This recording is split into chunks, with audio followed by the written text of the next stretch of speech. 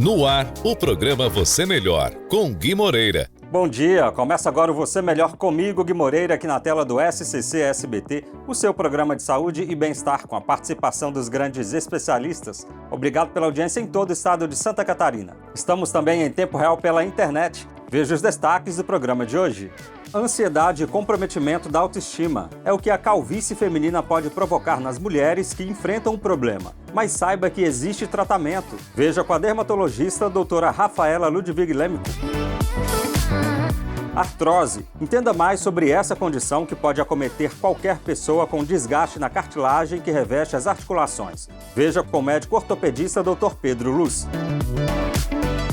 Aterosclerose. Esse problema de saúde faz com que a pessoa tenha mais risco de infarto ou derrame. Acompanhe na coluna do médico integrativo Dr. Kleber Gonçalves.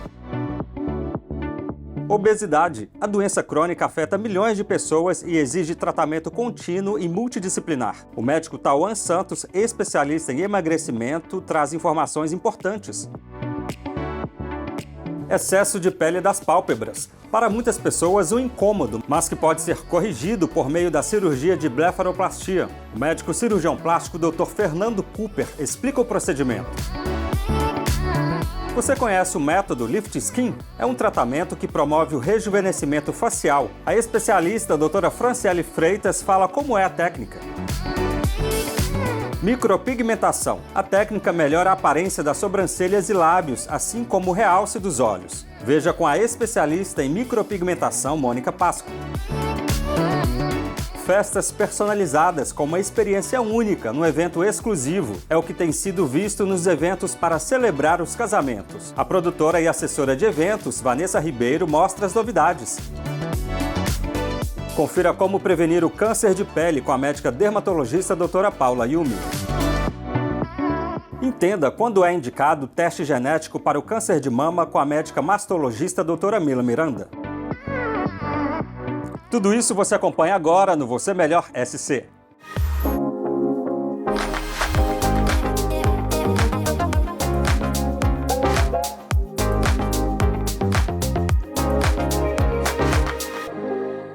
Cabelos cada vez mais finos. Embora mais comum entre os homens, a calvície também pode afetar até 40% das mulheres. O ideal é que faça o diagnóstico precoce, garantindo melhores resultados no tratamento. A médica dermatologista, a doutora Rafaela Ludwig Lemico, explica tudo pra gente. Confira. Olá, Gui! Olá para você que me acompanha aqui. Hoje vamos falar sobre calvície feminina. O cabelo tem um papel crucial na vida e no comportamento das mulheres, e sua perda pode gerar ansiedade e comprometimento da autoestima. A calvície, embora mais comum entre os homens, também pode afetar até 40% das mulheres. A calvície feminina ocorre em mulheres com uma predisposição genética. No entanto, hormônios com efeitos antiandrogênicos, ou seja, hormônios com funções semelhantes ao hormônio masculino, e mesmo alguns suplementos podem agravar a calvície. O início do aparecimento pode ocorrer logo após a puberdade, com picos de incidência entre 20 e 30 anos e outro pico na perimenopausa e na pós-menopausa. Geralmente, as pacientes afetadas notam que os cabelos estão se tornando cada vez mais finos e menos volumosos, sendo possível enxergar o couro cabeludo, principalmente na região da coroa da cabeça. Normalmente, não se nota uma queda ativa importante dos fios. A presença de uma queda significativa deve alertar para um outro diagnóstico. O primeiro passo para minimizar o problema da calvície feminina é consultar um dermatologista. O momento certo é logo que a mulher notar que o cabelo está ficando mais fino. O ideal é que se faça o diagnóstico precoce, pois quanto antes se iniciar o tratamento, melhor será o resultado. O objetivo do tratamento é interromper e reverter esse processo de afinamento. A principal forma de tratamento da calvície feminina é feita através de medicações tópicas e orais, mas existem diversos procedimentos médicos que podem ser realizados por um dermatologista com o intuito de melhorar a resposta a esse tratamento. Por hoje eu fico por aqui, um abraço e até o nosso próximo encontro. No processo natural de envelhecimento pode haver o desgaste da cartilagem que reveste as articulações. Ela atinge principalmente a coluna, os joelhos, os quadris e as mãos. O médico ortopedista Dr. Pedro Luz esclarece como ocorre essa condição. Vamos ver. Fala pessoal, tudo bem? Hoje eu vou tirar uma dúvida que é muito comum aqui no consultório. Qual a diferença de artrite e artrose? Artrite é um processo inflamatório de uma articulação que, quando ela se prolonga durante muito tempo, a sua articulação ela começa a entender que aquela região ali está instável. Então ela começa a produzir osso e o teu osso começa a ficar mais rígido. Essa produção de osso vai gerar essa artrose, tá? Que a gente comumente chama de bico de papagaio, de artrose, redução de espaço articular, esclerose óssea ou subcondral. Esses são os achados principais que levam ao diagnóstico de artrose. Existem diversas causas que podem levar à artrose, porque a artrose é uma consequência de uma degeneração articular. As mais comuns são o reumatismo, as artrites, artrite reumatoide, lúpus, as doenças reumatológicas. As causas traumáticas, quando você, por exemplo, tem um trauma de alta energia no seu joelho, lesiona os ligamentos, o menisco, isso pode acelerar demais o processo degenerativo do seu joelho e gerar uma artrose. Doutor, eu tenho artrose, mas eu não sinto muita dor. É normal? Sim. Dor, na verdade, é uma percepção daquilo que você tem. Tem muitos pacientes que têm artrose grave, mas têm uma dor leve, às vezes pouca dor, e tem pacientes que têm uma artrose não tão intensa, mas por conta da demanda daquela articulação, ou seja, um atleta, um corredor, ele tem muito sintoma daquela articulação. Então, não necessariamente a imagem se traduz na dor que aquela imagem pode trazer da artrose. Bom, pessoal, eu tenho aqui um modelinho para vocês entenderem mais ou menos como que funciona esses estágios de degeneração. Aqui eu tenho um joelho normal, aqui eu tenho uma lesão de cartilagem, que pode ter sido causada por um trauma ou por alguma alteração de alinhamento do joelho, e esse desgaste ele vai evoluindo ao longo do tempo. Quanto mais cedo a gente começa a tratar, prevenir, corrigir esses desvios com fortalecimento, com fisioterapia, a gente pode evitar uma artrose mais grave, como esse último estágio aqui. Nesse estágio, eventualmente, devido à dor e à limitação do paciente, são necessárias grandes cirurgias, com reconstrução da articulação através de uma artroplastia, ou seja, a colocação de uma prótese no joelho. Qual é o tratamento da artrose, Como a gente sabe que a artrose é uma consequência de uma inflamação crônica no joelho, é muito importante você ter uma rotina saudável, você praticar atividade física, você ter uma alimentação saudável, uma boa noite de sono, porque isso vai fazer com que você fique menos inflamado. Então a chance de uma artrose te incomodar vai diminuir. As artérias são estruturas semelhantes a tubos, responsáveis por levar o sangue oxigenado vindo dos pulmões para todos os tecidos do corpo. O colesterol elevado no sangue é uma das principais causas do acúmulo de gordura nas paredes das artérias, provocando o seu entupimento, ou seja, a aterosclerose. O problema pode ter origem genética, segundo explica o médico integrativo Dr. Kleber Gonçalves. Olá, bom dia Gui, bom dia para você que me acompanha por aqui. Hoje vamos falar sobre aterosclerose. Mas o que é a aterosclerose? De um modo bem simples, é um problema de saúde em que a pessoa tem mais risco de infarto ou derrame cerebral. É uma tendência genética de formar placas de gordura na parede das artérias. As artérias levam sangue rico em oxigênio do coração para todos os órgãos e células. A pessoa que tem essa genética, se não cuidar, as placas entopem a artéria. E aí pensa comigo, se não há fluxo de sangue, não chega oxigênio, estas células vão morrer. E é assim que acontece um infarto no coração, um derrame cerebral, que são os mais comuns, mas pode aparecer em qualquer lugar do corpo, no intestino, nas pernas, nos rins ou etc. Então se eu tiver isso eu vou morrer? Não, mas tem que levar o assunto a sério. Se você tem caso de infarto ou derrame na família, sua chance de ter esse problema é maior do que quem não tem essa história. E também existem fatores de risco que aumentam a chance de acontecer mesmo em quem não tem a genética. Diabetes, tabagismo, sedentarismo, pressão alta, acima do peso, dieta ruim e menopausa. E se a pessoa tem história na família e ainda tem esses fatores de risco, aí certamente vai ter problema. É importante lembrar que você pode ter diferentes graus de entupimento em diferentes locais do corpo.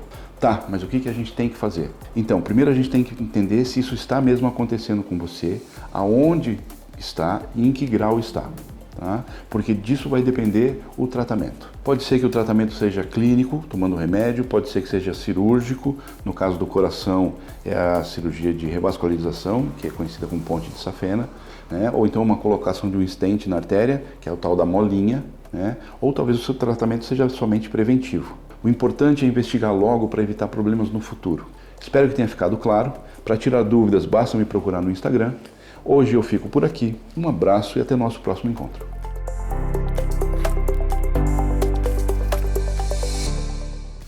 Para tratar a obesidade é fundamental entender a sua gravidade e adotar uma abordagem integrada. Embora a doença tenha relação com o peso na balança, segundo estudos recentes, o fator mais importante é o percentual de gordura corporal, ou seja, saber o quanto do seu peso é gordura e o quanto é músculo. Quem explica melhor a questão é o médico especialista em emagrecimento, Dr. Tauan Santos. Olá, Gui Moreira! Olá para você que me acompanha aqui.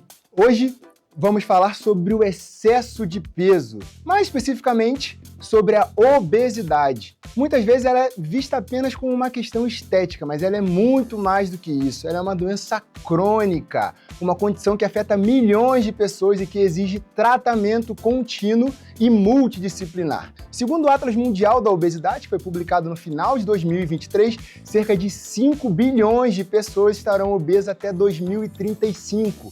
Aqui no Brasil, estima-se que 41% da nossa população estará obesa, o que poderá impactar diretamente o nosso sistema público de saúde. E para a gente tratar de maneira eficaz, é fundamental entender a gravidade e adotar uma abordagem integrada, indo além daquela dieta e atividade física, utilizando também a medicação. Existem muitos mitos sobre a obesidade e alguns deles chegam como dúvidas muito frequentes aqui no meu consultório. Um mito comum é que todas as pessoas obesas são esteticamente mais gordas. Embora a obesidade tenha sim relação com o peso na balança, segundo estudos recentes, o fator mais importante é o percentual de gordura corporal. Ou seja, saber quanto do seu peso é gordura e quanto é músculo. Preste atenção nessa dica. Para descobrir se você está com a composição corporal em dia, você precisa ter muito mais músculo do que gordura. Agora, se você parece magra, mas na verdade tem mais gordura do que músculo, você pode ser uma falsa magra. É situação igual a minha esposa quando nós nos casamos. Chegou a dar um frio na barriga aí, né? Eu também senti aqui. Imagino que agora você deve estar se perguntando: por que tudo isso é tão importante para mim? A resposta é simples. A obesidade não é apenas uma questão estética. É uma doença crônica grave que mata e pode levar a várias complicações de saúde, como diabetes, pressão alta, infarto e vários tipos de câncer. É essencial entender que o tratamento da obesidade não é um bicho de 7 cabeças e nem precisa vir acompanhado de sofrimento. As medicações são ferramentas imprescindíveis e quando você tem um acompanhamento regular com um médico de sua confiança, seu caminho pode ser facilitado e seus resultados potencializados. Não vai tomar medicação por conta própria. Lembre-se, ter saúde é seu maior patrimônio. Por hoje eu fico por aqui. Vamos juntos e até mais!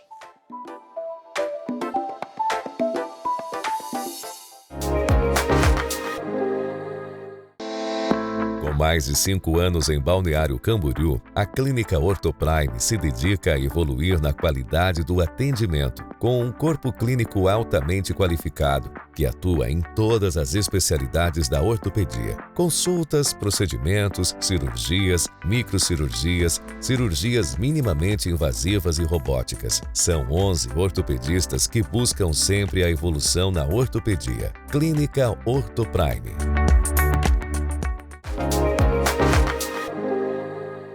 Remover o excesso de pele e, em alguns casos, parte das bolsas de gordura. São as intervenções possíveis de se fazer com a blefaroplastia. A cirurgia trata o excesso de pele nas pálpebras. Saiba mais sobre o procedimento com o médico cirurgião plástico Dr. Fernando Cooper.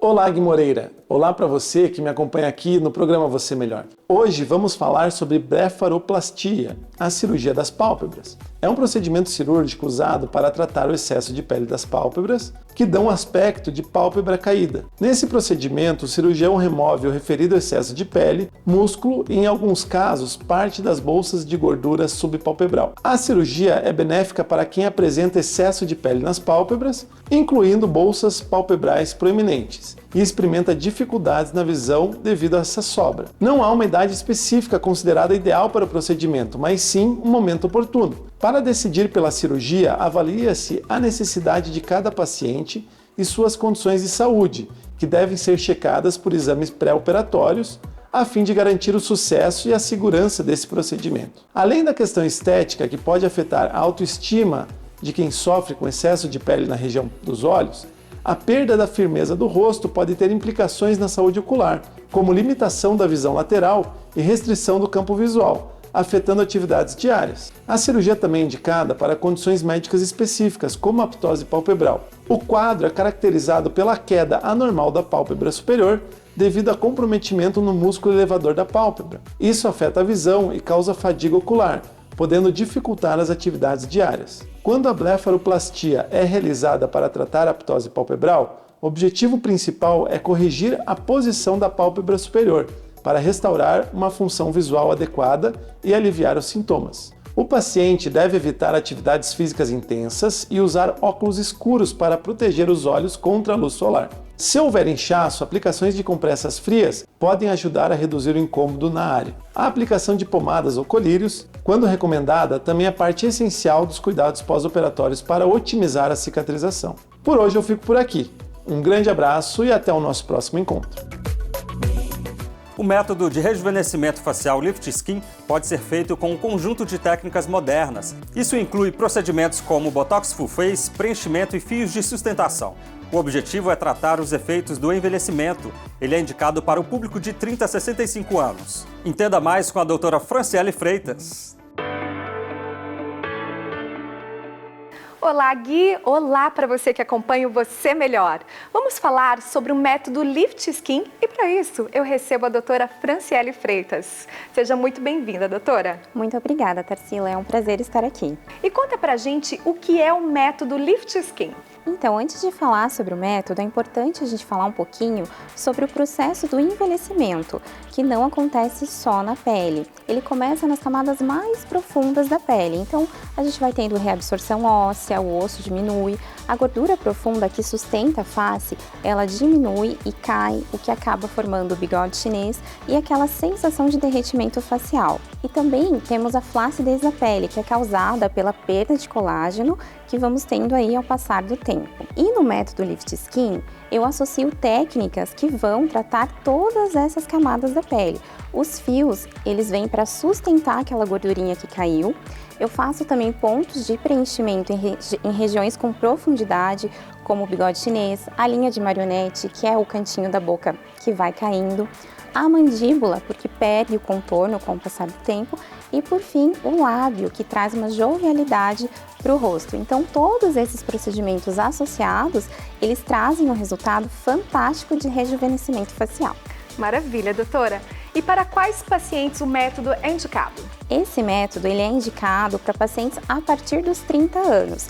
Porque mesmo pessoas jovens, às vezes por tendência, pela genética, já tem o bigode chinês mais marcado, alguns sulcos também mais evidentes, então a gente já pode iniciar o método a partir dos 30 anos. Aproveite para seguir a doutora Franciele nas redes sociais e também, se você ficou com alguma dúvida, tem o contato aqui abaixo. Muito obrigada pela entrevista. Obrigada, eu que agradeço a oportunidade. Volto com você, Gui. A micropigmentação é uma técnica que pode ser dividida em estética e paramédica. A diferença são os motivos pelos quais o procedimento é feito. No primeiro caso, o intuito é melhorar a aparência das sobrancelhas e lábios. Já na micropigmentação paramédica, o processo é para tratar e camuflar cicatrizes. A especialista em dermomicropigmentação, Mônica Pasco, explica tudo pra gente. E hoje um bate-papo com a Mônica Pasco. Ela é especialista e pós-graduanda em dermomicropigmentação. Mônica, seja muito bem-vinda ao Você Melhor. Obrigada. E o tema abordado será micropigmentação, mais conhecida como micro. Mônica, conta aí para nós o que é a técnica da micropigmentação. A micropigmentação é uma técnica onde nós aplicamos pigmento na pele. Pode ser facial ou pode ser em outras partes do corpo. A micropigmentação pode ser estética ou corretiva, que é o que nós chamamos de micropigmentação paramédica. E em quais casos ela pode ser indicada? A micropigmentação estética nós fazemos principalmente facial, inclusive tem muitas clientes que buscam o full face, onde nós podemos fazer sobrancelhas, lábios e aquele delineado nos olhos. A paramédica, ela é buscada principalmente para quem passou por tratamento médico, tem cicatrizes, então nós conseguimos tratar aquela queloide primeiramente e depois fazer uma camuflagem trazendo o tecido para um aspecto normal novamente. E principalmente as mulheres que passaram pelo câncer de mama, tem aquela cicatriz, perdeu a areola mamária, então nós conseguimos reconstruir visualmente o aspecto da areola com efeitos 3D da micropigmentação. E o procedimento dura quanto tempo depois de realizado? A paramédica ela é um pouco mais permanente, o que vai definir isso é principalmente o tipo de pigmento utilizado. Então, quando nós falamos de sobrancelhas, lábios e olhos, nós fazemos aplicação na epiderme, a camada mais superficial da pele, é diferente de uma tatuagem, justamente para que esse pigmento ele vá degradando naturalmente. Quando a cliente quiser realçar novamente, nós fazemos um retoque, uma manutenção, e se ela não quiser mais, a pele vai voltando ao natural novamente. Muito obrigada pela sua entrevista, foi um prazer te receber aqui no programa Você Melhor. Muito obrigada. Tornar cada evento único, conectando com o que há de mais atual no mercado de gestão e organização de eventos, são as propostas dos novos eventos de casamentos. Da escolha do local onde o evento será realizado, à escolha do menu altamente elaborado. A ideia é permitir aos convidados experiências gastronômicas e sensoriais, segundo revela a produtora e assessora de eventos Vanessa Ribeiro. Seja muito bem-vinda, Vanessa. Obrigada, Tarsila, pelo convite. E o que as pessoas esperam da cerimônia de casamento? Então, eu falo que a palavra-chave hoje, com certeza, é autenticidade. Os casais querem cada vez mais ter uma cerimônia que comunique quem eles são como casal e um receptivo que converse com todo esse cenário. Então eu sempre falo assim, que desde a escolha do local, até mesmo a experiência gastronômica, sensorial e até a atração que vai ter nessa festa tem que conversar muito com o perfil do casal. Então eu falo que a autenticidade, sem dúvida, é o que eles têm buscado. Ninguém quer o igual, ninguém mais quer o igual. E o que se torna uma empresa diferenciada no mercado? Essa é uma parte muito gostosa de falar, né? Então eu falo que tem vários fatores que falam sobre cada perfil de empresa. Eu vou destacar dois que eu acho que é super fundamental. Ser especialista no que faz, saber o que você está entregando para o teu cliente com uma qualidade superior. Eu falo que entender a dinâmica do mercado de eventos, as inovações, tudo aquilo que hoje o mercado traz de novo, conectado com tudo isso, entendendo um pouco o perfil do cliente. E os nossos casais, principalmente, têm buscado, Tarsila, uma experiência superior. Então, assim, começa na preparação desse evento e finaliza junto com a entrega desse evento. Então, a experiência ela vai do começo ao fim, não só para o casal, mas também para todos os convidados. Vanessa, e conta qual é a importância da assessoria para o casamento? Eu falo assim que o assessor de eventos, ele é como um maestro de uma grande orquestra. Você vai ter profissionais incríveis ali trabalhando, mas tem que ter uma harmonia com relação à entrega desse trabalho. Então, o assessor é o coração do evento. É aquele que vai fazer já desde o pré-evento uma curadoria apuradíssima de quem realmente conversa com o perfil daquele evento. Então, o assessor e o produtor de evento, ele tem que saber gerir toda essa parte também, trazendo o que para o casal? Segurança, tranquilidade e muita confiabilidade. Afinal, não tem ensaios, né, Tarsila? É um dia que acontece e ele não volta atrás. Muito obrigada pela entrevista. Obrigada, Tarsila. Ele é o tumor mais comum no Brasil e, na maioria dos casos, ocorre por causa do excesso de exposição ao sol sem proteção. Mas, com alguns cuidados no dia a dia, é possível reduzir o risco de desenvolver a doença. Confira como prevenir o câncer de pele com a médica dermatologista doutora Paula Yumi. Doutora, quais são as opções de tratamento para os diferentes tipos de câncer de pele? O tratamento ideal e mais eficiente para qualquer câncer de pele é a remoção cirúrgica do tumor, incluindo uma área de pele sã ao redor, que são as chamadas margens de segurança, que vão variar de acordo com o tamanho, o tipo e o local do tumor. Para os cânceres de pele do tipo carcinoma, dependendo do lugar que ele surge e das características dele no microscópio, ou também da sua evolução, pode ser indicada uma cirurgia um pouco mais específica que se chama cirurgia micrográfica de Mohs. Nessa técnica, o médico dermatologista tira o tumor cirurgicamente e analisa as margens no microscópio durante a cirurgia para ter certeza que todo o tumor foi eliminado. Essa técnica aumenta as chances de cura e diminui as chances de retorno do tumor, além de poupar a pele ao redor do câncer, deixando uma ferida do menor tamanho possível. Após a remoção completa desse tumor, o médico então realiza a reconstrução, que pode precisar de retalhos ou enxertos. Já em pessoas que têm contraindicação à cirurgia, geralmente a gente usa tratamentos alternativos, como os quimioterápicos tópicos ou a crioterapia. Já no caso do melanoma, se tiver suspeita desse câncer, se indica a remoção completa já na hora da biópsia. Caso seja confirmado o diagnóstico, aí é necessário uma segunda cirurgia com remoção da cicatriz com as margens. E em casos avançados, pode ser necessária a análise dos gânglios linfáticos próximos ao tumor e, eventualmente, a sua remoção. Qual é a importância da proteção solar e de outros métodos de prevenção? A proteção solar é a prevenção mais eficiente contra o câncer de pele. Essa prevenção deve ser feita sempre que o índice ultravioleta estiver igual ou acima de 3, mesmo em dias frios ou nublados. O uso de protetor solar com FPS acima de 30 está indicado em áreas expostas do corpo diariamente. Como alternativa, a gente pode usar também roupas de tecido fechado ou, por exemplo, chapéus e óculos que funcionam como uma proteção física. Os chapéus são muito importantes porque eles também protegem o couro cabeludo, as orelhas e a nuca, que são locais que muitas vezes a gente esquece de passar o protetor solar. O uso de óculos de sol com bloqueio contra UVA e UVB e o protetor solar labial também são muito importantes. E por último, o exame completo da pele com um médico dermatologista anualmente também ajuda na detecção precoce dos cânceres de pele. As câmeras de bronzeamento podem aumentar o risco de câncer de pele? O bronzeamento que acontece no uso das câmeras acontece porque as células da pele elas produzem melanina justamente para proteger o seu DNA dos efeitos nocivos de radiação. Então não existe bronzeamento seguro. Por esse motivo, as câmeras de bronzeamento são proibidas pela Anvisa desde 2009. Doutora Paula, eu gostaria muito de agradecer seus esclarecimentos aqui desse assunto tão importante para nós. Eu que agradeço vocês e se vocês ficarem com alguma dúvida, vocês podem me procurar nas minhas redes sociais, @doutora_paula_yumi no Instagram, no meu telefone ou no meu site. Obrigada. Um exame que serve para identificar o risco hereditário de desenvolver um tumor nos seios e que pode desempenhar um papel importante no rastreamento e diagnóstico precoce da doença. Entenda quando é indicado o teste genético para o câncer de mama com a médica mastologista doutora Mila Miranda.